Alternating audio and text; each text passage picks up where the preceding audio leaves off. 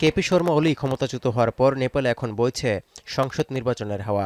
আজ অনুষ্ঠিত হয়েছে দেশটির জাতীয় পরিষদ বা পার্লামেন্টের উচ্চকক্ষের ভোট। ১৯ সদস্যের মেয়াদ ৪ মার্চ শেষ হওয়ার আগেই ১৭ সদস্য নির্বাচিত করার লক্ষ্যে এই ভোট হয়। বাকি ২ সদস্যের মধ্যে একজন বিনা প্রতিদ্বন্দ্বিতায় নির্বাচিত হয়েছেন।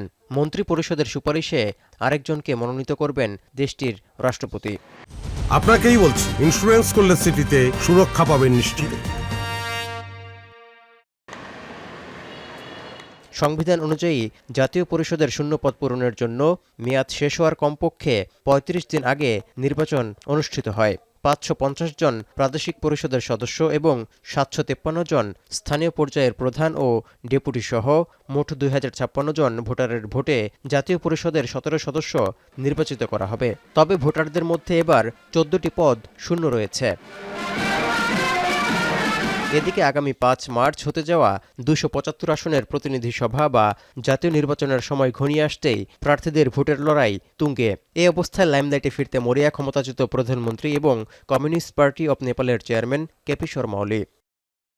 মন জয়ের জন্য ঝাপা জেলার ৫ নম্বর সংসদীয় আসনের জনগণের সম্মুখে প্রতিদ্বন্দ্বীর সঙ্গে বিতর্কে অংশ নিতেও প্রস্তুত বলে বার্তা দিয়েছেন ক্ষমতাচ্যুত প্রধানমন্ত্রী।